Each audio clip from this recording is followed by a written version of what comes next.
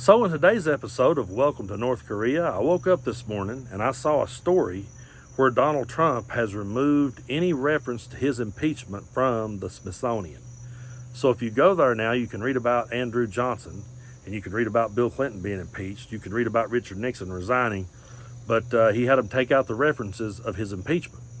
And I said to myself, I thought, dang, that's a video right there. We need to talk about that because that's an American president attempting to rewrite history.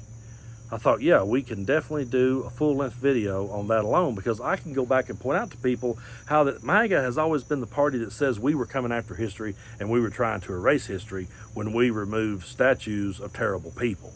They said to us, oh, we have to leave that statue now, Nathan Bedford Forrest, up there so some kid will look at it and they will be able to look him up on Google and figure out who he was and learn their history. And we'll name military bases and schools after Robert E. Lee. And then that way kids can learn their history. And then we'll look at them and say, okay, well, then why don't we just put a big statue of Muhammad Atta in New York? And why don't we name the airport after Osama bin Laden? I mean, we could do that. And of course, they're going to sit and throw shade back at us and just get pissed when we point out how stupid that belief is. But they've always been the ones that talks about we want to erase history. And then there was just a full-blown dictator move. Let's take this out completely. Let's just have no references that this ever happened. So I said to myself, I thought, you know what? That could be a video. But before I had time to sit down in this chair and make it for y'all, I saw another story. And it talked about how that Bloomberg is reporting that the FBI has redacted Trump's name from the Epstein files. So yeah, they've been working overtime to take it out, I guess. And they'll tell you that Biden put it in there to take him down, but then didn't release it. Make that one make sense. But I said to myself again, well, dang, there they go again, trying to rewrite a story, trying to reshape a narrative. And before I could sit down and make that video, I learned that the jobs report came out, and it was not good. The numbers weren't good. The numbers weren't as high as expected. And so what does Donald Trump do? He comes out and says he's going to fire the head of the labor statistics because that's fake news. That's not real. So I said to myself, I might as well just roll these all into one and just talk about how this guy is absolutely going out there and trying to completely erase history, trying to completely change the narrative on stories, trying to write history the way he wants it, and then if he doesn't like numbers, he will just say they're fake numbers. See, a lot of people have been predicting this was going to happen, and it happens, and then he fires the person that tells it. And there's people out there that will sit back and be perfectly okay with this because they're just cheering for him like they're at a WWE event. They just want this guy to win. That's all they care about. They just want him to win. So they'll sit back and they'll laugh at every bit of this, not realizing just how serious and just how North Korean this is. And in my lifetime, I never dreamed that I would live in a country where someone could come out and do something so openly and so blatantly right in front of the American people. And a good chunk of them would just roll over or just completely ignore it and act like it's nothing. Just completely ignore it and act like there's nothing to it. That's something, folks, that I will never be able to understand.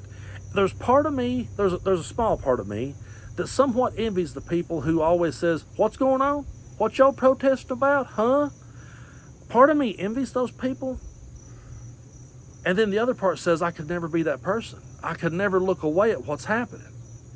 But then to the ones who for years talked about erasing history, to the ones who for years talked about the tyrannical government, to the ones who for years talked about a dictator, those people are awfully fucking quiet right now, or they're sitting back cheering it on one. And I've noticed both of them. I've noticed some people who are absolutely applauding this. Yeah, it's fake numbers, man, it's bullshit. Yeah, his name wasn't in the files. Yeah, they shouldn't tell about him being impeached. That was bullshit. They're happy about it. And then some people that used to make those arguments to me about dictators and communism and how they would all take over, I don't hear nothing from them. I don't hear a peep. They're not in the comment section anymore. They're not sending me messages telling me it's all going to be okay. For a while, I'm not going to throw anybody under the bus, but I still had some friends hanging out there, some Trump supporting friends that would mess me. Now listen, man, really, it's not as bad as you think. Just give it time. It's not going to be too bad, man. He wouldn't never do that. They wouldn't let him do that, Brando. Yeah, I ain't heard nothing from them fuckers. I ain't heard a word from them. Because I think deep down they're looking at it going, holy shit. And they're too embarrassed to admit that they're the ones that paved the way for it, and that's why we're here. Because we're always going to point and go, no Joe Rogan, no Undertaker, no Theo Von, no all you bros that just sit around, no flagrants or whatever the fuck their name is. No, you guys don't get to just back out of this now. Oh, you know, it always cracks me up. And part of me, I mean, I do think Theo Von's funny. I will say he has hit me right in my gut plenty of times, and I don't really think the dude, and I don't know the guy from nobody, but he just doesn't seem mean-spirited. But they show him reacting to this, and he just looks so puzzled, so bewildered. And I'm like, dude, we could have had a long talk about this, and I could have told you that train was headed for you. It's just insane to me that this dude does everything right out in the open. And you know how he's able to do it? Because for years he sat and talked about Sleepy Joe and the Biden crime family. And can anyone put those two phrases together? Stop and think about that for a minute. Sleepy Joe and the Biden crime family.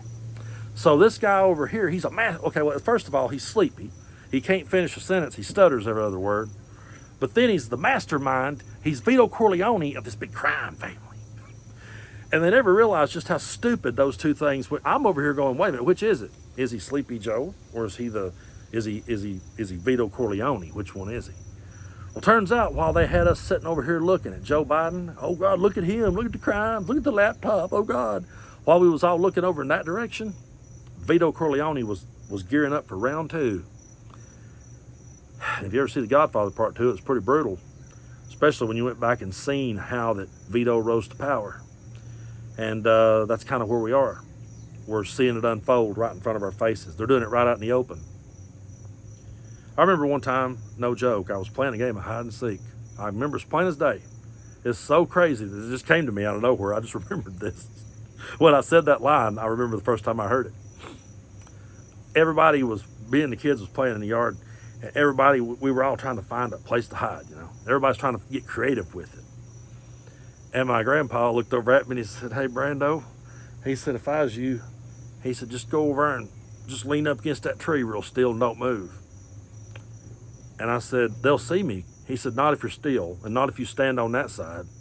He said, the best way to hide is right out in the open. And they all sit there and look their asses off, and I just walked back to home base.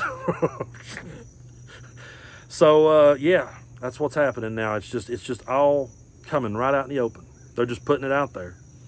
And I can't even think about making one video about a dictator move before he makes another dictator move. But we do have to remember this is the guy that said he would be a dictator on day one. And the funny thing is, I go back to that clip of Sean Hannity. I won't play it for you because I can't stand to see Sean Hannity or Trump. But remember the clip where Hannity was like, now you really wouldn't be a dictator, would you? And Trump's like, oh, this guy here thinks I'm going to be a dictator only on day one, just for one day. I was over here going, ain't nobody ever been dictator for one day. Whoever buys that's, completely full of shit. And Sean Hannity's like, okay. Well, here's what's funny though. After Sean Hannity sat there and acted like, now you really wouldn't do that, would you? Now I'm sure he's working overtime spinning it so that he can make it normal that he's doing it. Everybody just rolled over. And that ain't just Republicans, that ain't just MAGA, that's Democrats, a lot of liberals and progressives, a lot of people in our system. They all just rolled over. And it's very rare that you find people these days that are consistent, and you find people these days who are willing to stand up. And there are a whole lot of them out there doing it.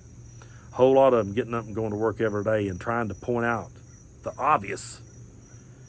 And all we can hope for is that we remain in the history books.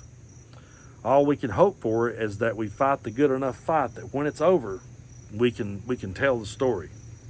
Because the way it's going, the way it's looking, Donald Trump's doing everything he can to rewrite history. And in doing so, he's making me pretty much question everything I was ever taught to believe.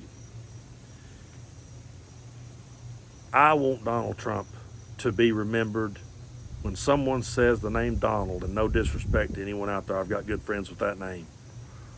Sorry for what I'm about to say, but not really. I really hope in time that the name Donald and Trump, I hope those names are names like Judas Iscariot, Benedict Arnold, Adolf.